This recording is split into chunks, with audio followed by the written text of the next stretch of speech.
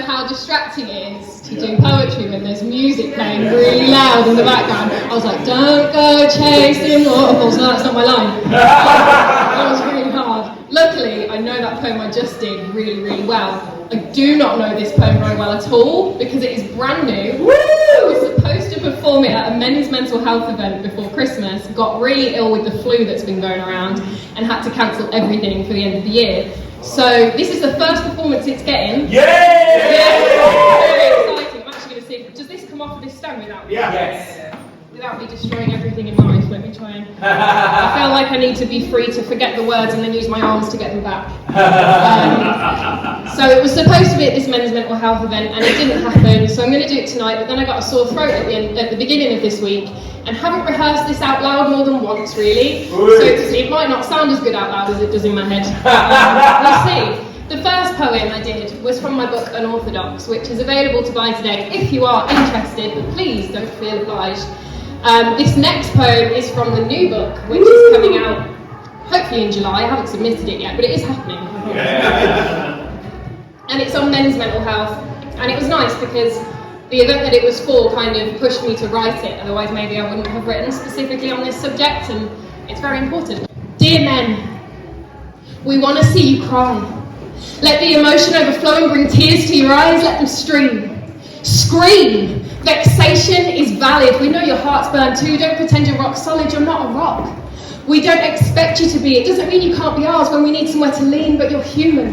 And you deserve to feel seen, even when you're wrong. It's not to be the hero on the screen. I've seen men bottle it up until it brings them to their knees because double standards set by society say that women are warmth and men's emotions must freeze. It's time to thaw. Let expectations cease. Stereotypes exist because we're scared of complexity. We simplify out of fear at the expense of identity. You're man, not machine. Yes, your brain functions chemically, but you're not a scientist concocting your own body's chemistry. Fuck stereotypes. You don't have to dry your eyes before you speak to me.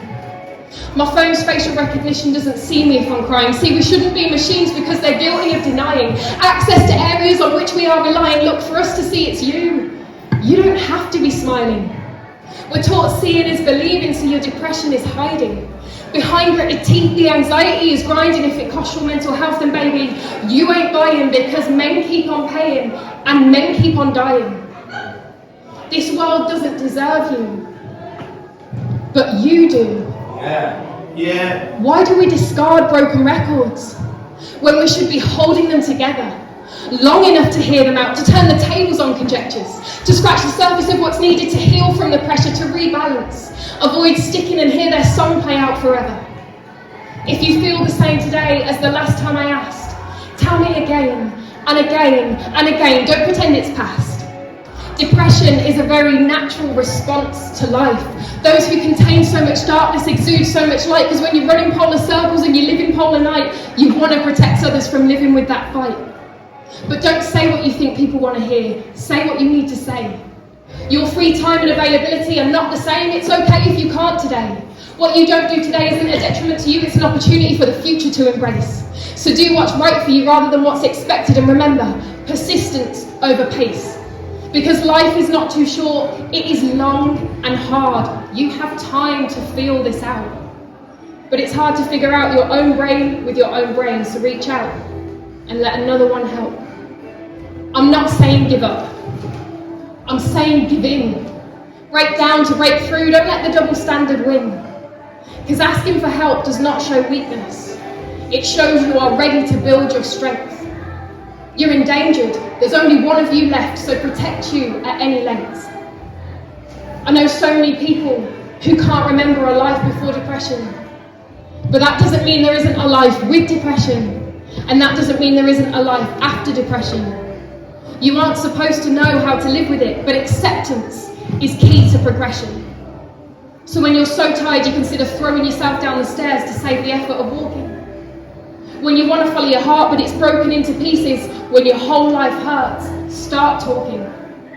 If someone judges you, it says more about them than it does about you. So don't apologise for a conclusion someone else jumps to. If they think you're too much, they can settle for less elsewhere, but your heart is vital and breakable, so please, handle with care. Future you is so proud of you for getting through this, for finding opportunity in crisis. Keep going. Because in this world, you are up against you. And you know what that means. It means you win. Dear men, we want to see you cry. When your whole life hurts, let it fall from your eyes, let it out. Shout. Make room for new feelings. You're stronger than you've been. You'll get stronger from here. Pain has meaning. Meaning demands to be seen. It doesn't want to get lost, so it really makes a scene. Act it out. Let the meaning take the lead. Let it guide to what you need. Let yourself pay heed. I've seen men bottle it up until it brings them to their knees because double standards set by society claim that women are warmth and men's emotions must freeze. It's time to thaw. Let expectations cease. Thank you so much.